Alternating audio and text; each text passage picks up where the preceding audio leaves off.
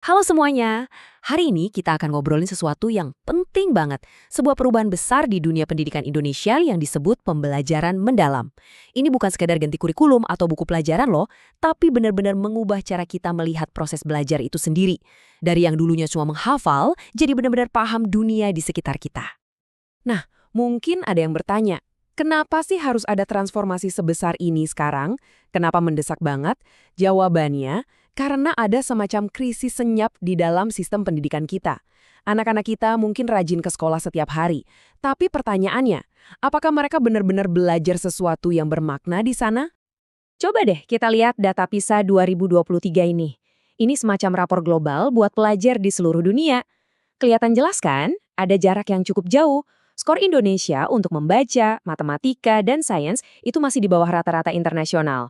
Nah, inilah bukti nyata dari krisis pembelajaran yang tadi saya sebut.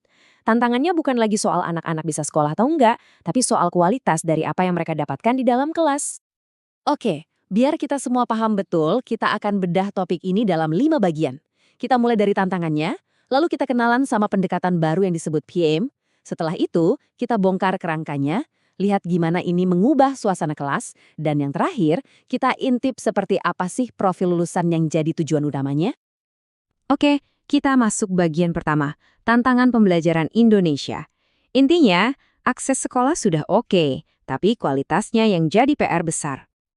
Jadi gini, poin utamanya, masalahnya itu bukan lagi soal jumlah anak yang bisa masuk sekolah, tapi metode pengajaran kita yang tradisional, yang satu arah, yang fokusnya cuma hafalan, itu udah nggak relevan lagi. Dunia sekarang butuh orang yang bisa mikir kritis, kreatif, dan kerja sama, bukan cuma jago ngapalin fakta. Terus apa dong solusinya? Nah, disinilah pemerintah memperkenalkan sebuah pendekatan baru yang namanya pembelajaran mendalam, atau kita singkat PM.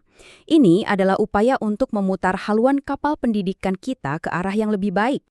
Jadi, apa sih sebenarnya pembelajaran mendalam itu?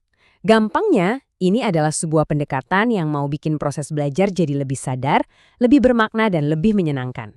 Tujuannya untuk mengembangkan siswa secara utuh, secara holistik.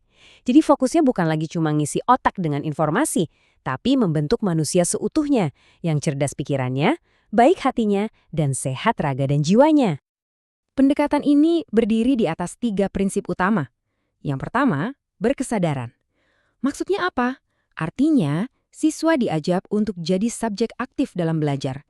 Mereka sadar kenapa mereka belajar sesuatu, dan motivasinya datang dari dalam diri sendiri, bukan karena disuruh atau karena takut ujian. Mereka jadi kapten di kapal pembelajaran mereka sendiri. Prinsip kedua adalah bermakna. Nah, ini penting banget. Pembelajaran harus relevan. Apa gunanya belajar rumus fisika kalau nggak tahu penerapannya di dunia nyata? Jadi, semua yang dipelajari di kelas harus nyambung sama isu-isu di sekitar kita, sama kehidupan sehari-hari siswa. Dengan begini, ilmu itu jadi hidup dan nempel di kepala. Dan yang ketiga, menggembirakan. Siapa sih yang betah belajar di lingkungan yang penuh tekanan? Prinsip ini menekankan pentingnya menciptakan suasana belajar yang positif, yang bikin semangat, yang bikin antusias. Karena pada dasarnya, belajar itu seharusnya sebuah petualangan yang seru, bukan beban. Oke, 3 prinsip tadi kedengarannya bagusnya, berkesadaran, bermakna, dan menggembirakan. Tapi gimana cara menerapkannya biar nggak cuma jadi slogan? Nah, semua itu ditopang oleh 4 pilar utama dalam sebuah kerangka kerja PM. Kerangka ini punya 4 bagian yang saling nyambung. Pertama, ada profil lulusan. Ini tujuan akhir kita, gambaran ideal siswa yang mau kita bentuk.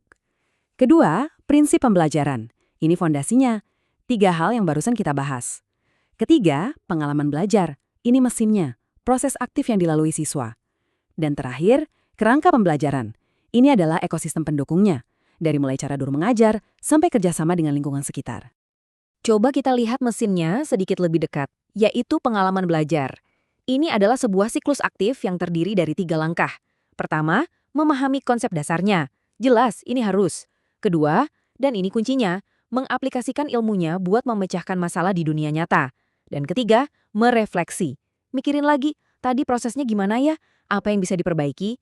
Ini kebalikan total dari model belajar pasif. Duduk, dengar, catat, lalu lupa. Sekarang, coba kita bayangin. Kalau semua ini diterapkan, gimana ya jadinya suasana di dalam kelas? Ini benar-benar mengubah kelas dari tempat menghafal jadi sebuah arena untuk memecahkan masalah nyata. Perbedaannya kelihatan banget. Di sebelah kiri, kelas tradisional yang mungkin kita semua kenal. Guru jadi pusat perhatian, kita fokus menghafal, dan tujuannya seringkali cuma buat lulus ujian. Nah, di sebelah kanan, kelas PM itu lebih mirip workshop atau studio. Siswa yang jadi pusatnya, mereka aktif diskusi, kerja kelompok, sementara guru berperan jadi fasilitator. Tujuannya bukan lagi sekedar tahu, tapi paham dan bisa melakukan. Akhirnya, kita sampai di bagian paling puncak, lulusan Indonesia masa depan. Sebenarnya, apa sih tujuan akhir dari semua perubahan besar-besaran ini? Mau mencetak manusia seperti apa? Tujuannya adalah untuk membentuk sebuah profil lulusan yang baru yang punya 8 dimensi kompetensi inti. Ini ibaratnya cetak biru untuk generasi masa depan Indonesia yang siap menghadapi tantangan zaman. Nah, ini dia 8 kompetensinya. Coba perhatikan, ini lengkap banget. Bukan cuma soal kemampuan otak seperti penalaran kritis dan kreativitas, tapi juga soal kemampuan sosial seperti kolaborasi. Bukan cuma soal kemandirian pribadi, tapi juga rasa kewarganegaraan dan cinta tanah air yang dilandasi oleh keimanan. Ini adalah blueprint untuk menciptakan individu yang utuh. Jadi, kalau mau disimpulkan, poin terpentingnya adalah pembelajaran mendalam ini bukan sekedar kebijakan baru. Ini adalah sebuah pergeseran filosofi. Tujuannya bukan lagi untuk menciptakan siswa yang sekedar banyak tahu, tapi siswa yang cakap, yang bisa bekerja sama, dan yang tangguh dalam memecahkan masalah. Dari semua penjelasan ini, kita bisa lihat ada sebuah visi yang sangat besar untuk pendidikan Indonesia. Pertanyaannya sekarang bukan lagi kenapa atau apa, tapi bagaimana.